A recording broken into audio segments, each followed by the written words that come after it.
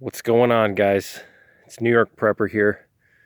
In this video, I want to talk to you guys about scouting out your neighborhood and becoming intimately familiar with your neighborhood, where you live, where your primary residence is. For many people, the primary residence is where people are going to be bugging in. So it's very important to be intimately familiar with your primary residence, your area where you live, and the immediate surroundings around your primary residence, because chances are, even if you have the best bug out plan and you planned accordingly, and you have a bug out truck and you have all your supplies and everything you need,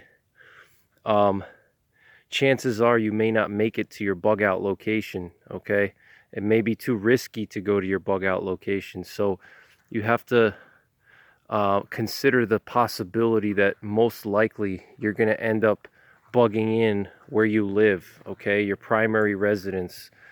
And so, obviously it's ideal to have a bug out location that you can go to, that's in the mountains, that's far away from people.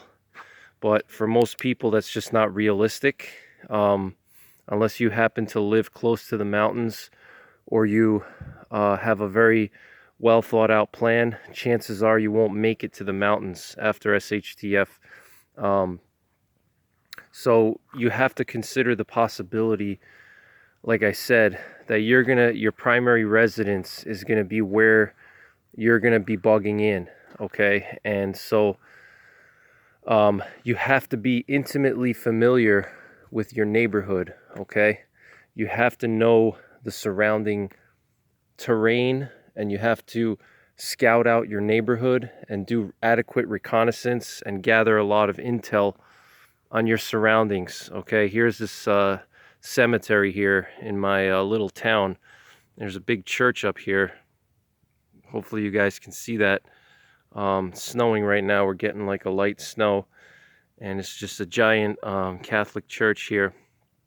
And I'll mention this in a second, why I'm out here looking at this church. But look at this cemetery, guys. It's pretty cool. There's some old gravestones here. Look at this one from 1877. It's a very old historic town here that I live in, and this one's from 1896. But so I want to just talk to you guys about scouting out your neighborhood, how to scout your neighborhood out, things to look for when you're scouting out your neighborhood, and how to do it. Okay, so it's very simple. You don't want to make it more complicated than it has to be. You can go as complicated as you wish, but you don't have to do that. Okay, the first thing you should do, though, is just go for a walk around your immediate area where your house is. Okay, if you live in a suburb or a town or in a rural area, if you live in the country, it doesn't matter. What you need to do is you need to create a 1 mile radius around your house, and you need to walk that 1 mile radius, and you need to gather information on everything that's within that 1 mile radius. Okay, start with 1 mile and then work your way out.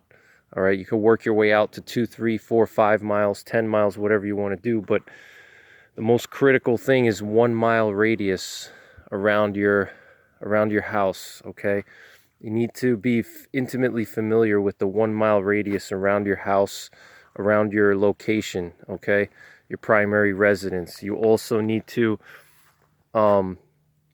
gather good detailed information on that, what's inside of that 1 mile radius, okay? And you could push that out to 3 miles if you wish, or 5 miles, but 1 mile, I think, is a good, rule of thumb.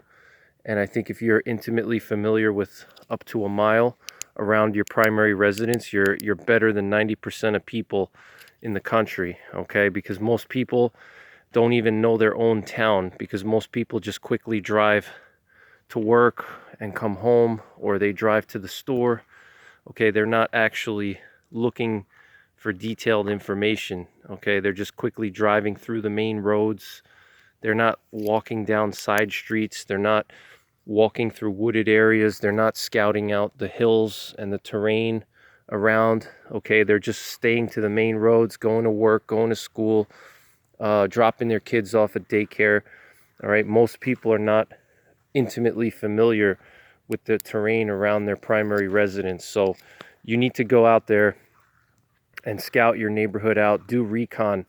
Okay, so the first thing you should do is get yourself a map and create that 1 mile radius, draw a circle around your home.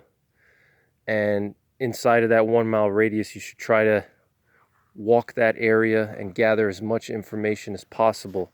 Okay, and what are you looking to gather? Well, first of all, what you should do is bring a notebook with you. I like to carry a Write in the Rain waterproof notebook, and carry that with you and start sketching things or writing things down as you're doing your scout. Okay, and you should do your scout walks periodically. You shouldn't just do it once, because things can change, and you also want to know what the conditions are like in different seasons. There may be, for example, a river that's impassable in the summertime during high water periods, but in the winter or in the fall it might be crossable. You may be able to cross it. So these are things you want to figure out. Okay, what are the conditions like in different seasons: winter, summer, fall, spring? Okay, you want to continuously update your information, because things change. There may be new neighbors that move in, or there's a new house that goes up, or there's a new shopping plaza that goes up, or there may be some kind of other construction going on. So you want to definitely mark these things down on your map and write them down in your notepad. Obviously, if you have a map, that's good too, and you can mark things down on your map as you do your scout walk. So if, let's say, you identify a specific terrain feature or something that's useful, something important, you can jot it down on your map. Mark it on your map so you know where it is, and obviously also write it down in your notepad. Okay, but a couple of things that you're going to want to look for are avenues of approach. Okay, an avenue of approach is an area where somebody could come through to your house or to your neighborhood. Okay, so it's not just about your house, but you want to also look at your neighborhood. What are the avenues of approach into your neighborhood and into your home? Okay, for example, all right, an avenue of approach would be a main road that goes into your town. Okay, a main road, or let's say you live in a development and you live in like a suburban development. The main road where all the houses are built on, that's an avenue of approach, because if there's any bad guys that try to come into your neighborhood, they're going to most likely come down that road where you enter into the subdivision. Okay, so that's an avenue of approach. You want to mark that avenue of approach down.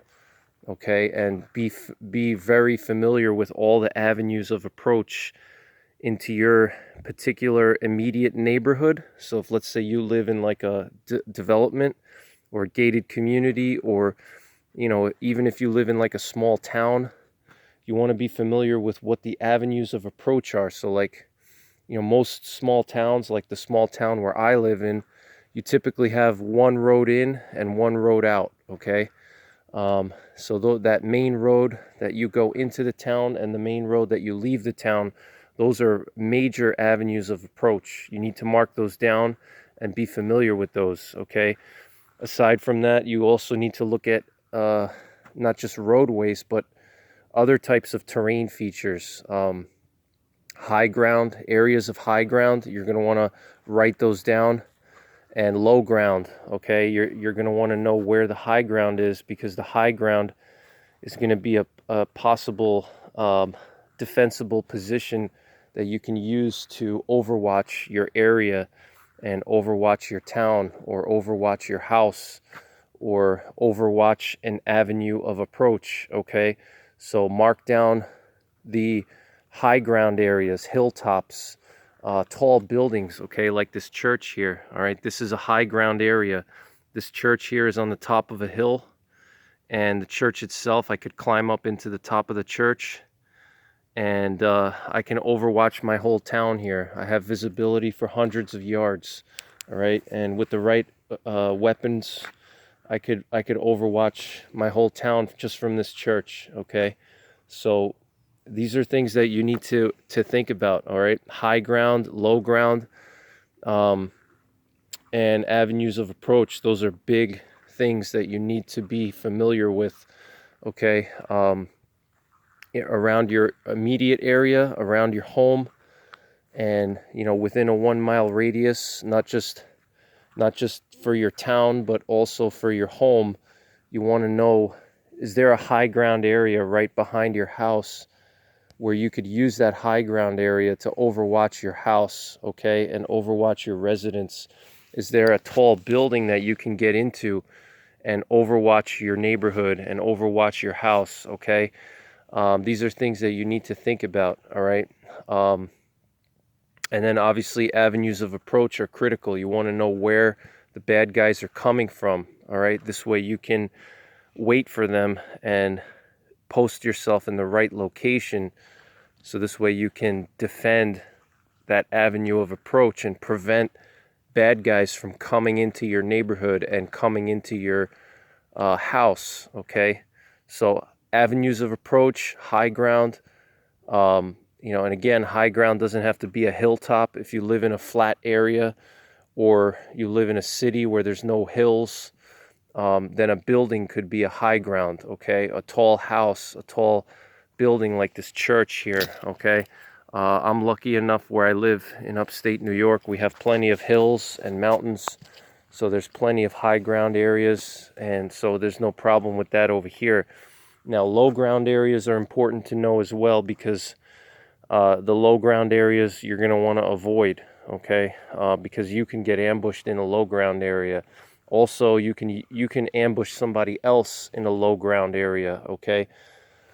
And obviously, if you have a high ground area behind your house, that's a danger to you, because if you can't protect that high ground area and occupy it and hold it, somebody else can take that high ground area and they can overwatch your house and they can overwatch your town, okay? So not only do you want to use the high ground areas for your benefit to overwatch your town and overwatch your house, but you're also going to want to occupy those high ground areas and prevent somebody else from occupying that high ground, okay?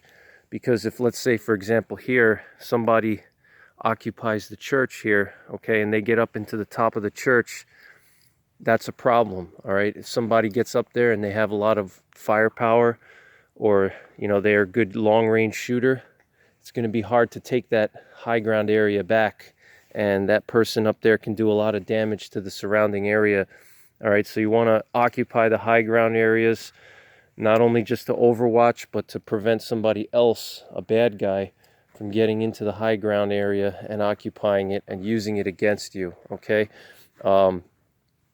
Now, avenues of approach, you can launch ambushes on them. You can set up kill zones on the avenues of approach, okay? And that's topic for another video, because that's a whole thing, how to do an ambush. But, pretty much you have to know where those avenues of approach are. If you don't know where they are, then it doesn't matter if how to do an ambush. You have to know where those avenues of approach are, and the high ground areas are critical as well. Now, another thing you can do is also, you can get as detailed as you want. You don't have to go crazy. I like to keep it simple and identify a couple of high ground spots close to my house and around my town. I'm a busy guy. I don't have time to run around and do these detailed sector sketches of my town and stuff like that. But, I think most people don't have time for that either. So, but if you really do have time, you could make a detailed sector sketch. There's nothing wrong with doing that. You can create range cards and do a very detailed sector sketch around your home and around your town. If you have a group of guys that you're working with and you guys are going to do security for your neighborhood or for your town, it's a very good idea to do sector sketches of your terrain that you plan to defend. But you know, if you're just a single guy with a family, identify the high ground spots, identify the avenues of approach, and you can go as detailed as making a full sector sketch and really getting crazy with it if you want. All right, but you know, even just simply walking around every week or every couple of weeks, just walk around your neighborhood and become familiar with your area. Another thing too is you want to look for dead space. Okay, dead space is an area that you can't shoot into. Okay, it's an area where direct fire can't reach it. All right, so a dead space is dangerous because somebody could be hiding in the dead space and you're not going to be able to direct fire into it. So you want to mark down dead space areas as well. And dead space areas are very important, but start with avenues of approach, high ground, any area where you can have cover and an area that's good to defend, an area where you can get protection from small arms fire. Okay, those are all good things. So for example, if you have like a high ground area with maybe some boulders or something, rocks, or just the way that the terrain is, those rocks can function as a ballistic barrier protection from small arms fire. Okay, you could even look for places where you can place sandbags and create fortified defensible positions, and also sniper hides as well. You could do that even ahead of time if you want to, but then depending on if that land is private property or not, I don't think a lot of people would really like it if you start making sniper hides in their backyard, or start putting sandbags in the local town park and creating foxholes, so. But those are things to think about. Look for areas where you can create foxholes, where you can put some sandbags down. Look for natural cover.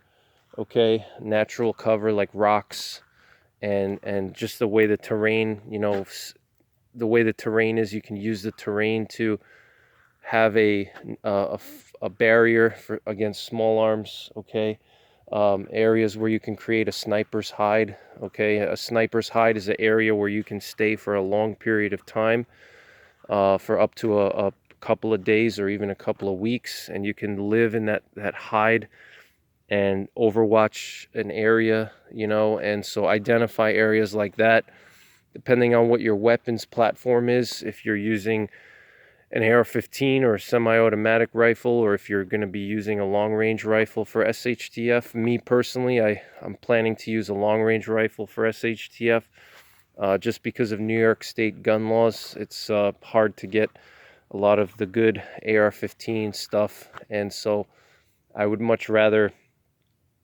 use a long-range rifle because I'm really handicapped living in New York. But identify areas where you can set up a foxhole, a sniper's hide, and now's the time to do it, guys. Don't wait until society collapses and there's total chaos around the area, because by then it's going to be too late. All right, you're not going to have time to go out there and figure out where the high ground is, where the avenues of approach are, where you could put a sniper's hide, where you could put a foxhole. These are things that you should be doing now. All right, these are things that don't really take much time. Okay, when you walk your dog around your neighborhood or around your yard, you could just take your notebook and start writing things down that you notice, and get into the habit of walking around your area regularly. The more you get out there and walk around your house and walk around your neighborhood, you're going to notice things that you don't notice just by driving. Okay, Most people, they just drive in and out. You know, like I said, people go to work, they come home. Most people are not familiar with their own town that they live in for 10 years. There's little things that you don't notice until you get out there and walk, okay? Get out there on foot, walk around, take your dog for a longer walk instead of just walking right around the street. You know, go for a longer walk, explore the area, write things down, bring your notebook with you. Identify avenues of approach, dead spaces, okay? And that's just absolutely critical in my opinion, and you should be doing that, you know. So that's pretty much it for this video. I hope you enjoyed it. I hope it made you think. You know, I could spend hours and hours talking about this, and if you want to really learn more about what to look for when you're doing your recon or your scout walks, you could go and read the U.S. Military Recon Manual, and it really gets into detail of different things. You know, and that's, you could really spend, I mean, guys dedicate their whole career, you know, in the military to do recon. So it's really hard for me to talk about everything in one video here, and, you know, but I mean, you could really go wild with recon and scouting. But the main thing is avenues of approach, high ground, areas where you can set up foxholes and defensible positions, snipers' hides, things like that. You know, identify areas where you can set up ambushes, okay? Those are the main things. And then, you know, you could also look for areas where you could set up roadblocks and stuff like that as well, and block off the roads and throw down some improvised spike strips and things like that. Those are all things that you could do now and that you should do now, okay? Again, if you live in a town that has a one road in, one road out kind of deal, then you definitely want to identify the main road and places where you could, you know, in place barriers and roadblocks and improvise spike strips, because you definitely don't want to keep that road open into your town after society collapses, because everyone's going to be coming in and out and having their way with your town. So you're going to want to definitely block that road off and set up ambushes and things like that and checkpoints. But that's pretty much it, guys. So thanks for watching. Take care. God bless. And don't forget the 3 Ps: prepare, practice, and persevere.